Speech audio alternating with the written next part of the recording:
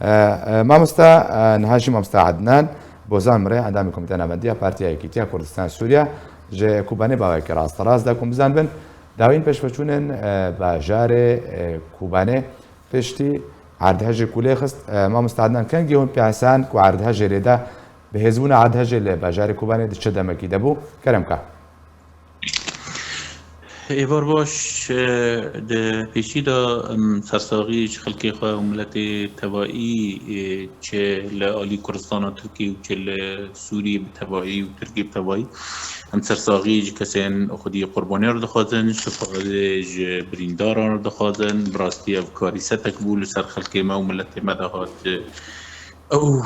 خلقا کاری ستک حقیقی راستی لكوباني ما مزدا ساعات تقريبا دمجمير ما بين 4 دقيقة 4 20 دقيقة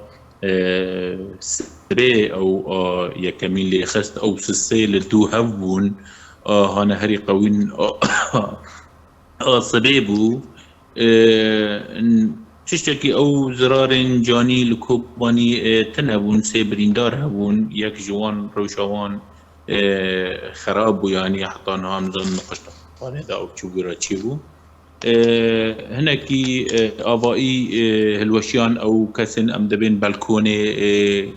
أو بلوكين لدار دوران أو هنا هالوشيان هناكي كبرين جخانيان وشيان زرار بيشتن زرار مادي جلك بون يعني چه عربي خلقي خرابون چه هناكي خاني وانا چريان هناكي خرابون دون هانه هری کملت ترساند او هیرو سعد مجمیر دو پشتی نیورو بو او یا قویم بو مامۆستا عەدنان بەری ئەتخوازم یا بەربانگن بهتر سەر ڕاوەستن یا کو بەربانگا سبەی عەردهەژ بوو کوبانێ کیژە ناوچە بهتر زیان پێگەهشت ناوچەین کوبانێ گوند دەوێت زیان پێگەهشتن لە گوندا لەش باژار ئاواهی بلندن لە گوندان زیان ژواگەشتن یان نا مامۆستا بێتەری خوا باجار بو يعني اي گندان بلکه او خانی هانن آخ چشکی اي تعدتر هبو نارینا اي بیتر کوزیان گشتی که او خانین هانه بیتری طاقه کو دو سسه اوانا جیان گشتی که اي العرده او ناگلکی جیان بون زرار نگشتی که لزرار هانه گشتی که اي خانین بلند اي طاقه کو دو طاقو سه طاق اوانا گشتی که ساعت او بري السبيبون يعني او يشكرين پشتی نیورو هیرو او آوایک به توایی دا کت عرده او جی 4 طابقان دور کنین تشتیری باش انو او یا کسک تیدا تنبو او آواد بو او خانیانا او 4 طابقا بو او یا گشتی توایی دا کت عرده يعني باشا ایرو پشتی نیورو يعني نبس جاركي ناوچين بجن يدنجي روجاوای کورتان دمجمير يكو نیورو يجي عردهاش درست بوو دەکەتە داخلکردن دە پشتی دەمژمێر دۆژی عادهەشت کوبانێ ئەو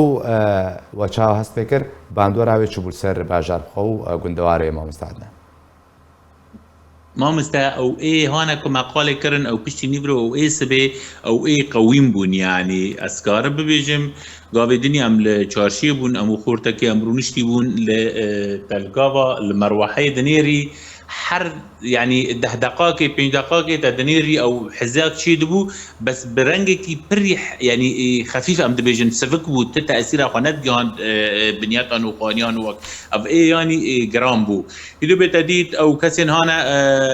بوسبورن تدي بحسكي هولندي هي نظام كسن بوسبورن دوا مجال زلازل دا ودوا هجاندنا دا بيتر مترسي دبين وهناك دنهبن يعني خلق جيج واترسن وهناك دنوي هبن بتوایی کوبانی اسکان ببیجن ایکو درکتی در فرع ایکو درکتن در وی باجار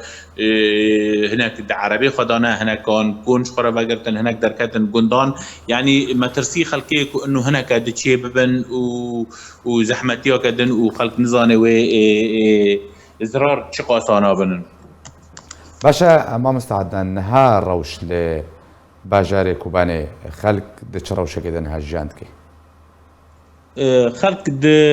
مترسي داي خلق لكي بترسه نمشترى قلت او بترسن خلقي كود جوه ترسه دا خلق دركتي در خاني خو ايكو خرا عربي خو چادر کرنا ايكو بر عربي خو سرگرتينا او ايكو دركتن در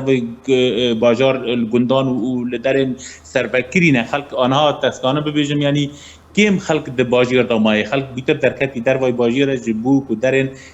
سرفكري بمينه او مترسي انه جارك دن هزن او بحجه وعرض وجارك دن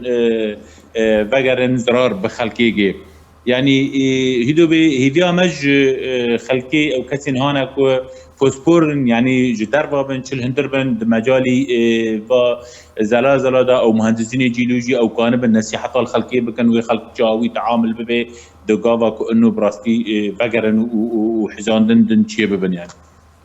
باشا سپاس بوی مامۆستا عدنان بۆزان ئەندامی کۆمیتە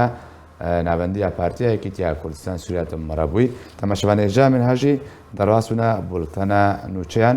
بهورگولی سەر ناوچەیەک و زیان بوا گەشتنەک و ڤیدیۆ بۆ وێنەگەشتنە دەستیارکەمە ژۆرە پێشکەشکن دەستپێکەژی لە عفرینە ڕۆژاوای کوردستان و باکووری ڕۆژاوای سووریە عرض هەژەکە بەهێز ڕوودا دانجامێدا زیانێن جانی و مادیێن مەزن کەتێن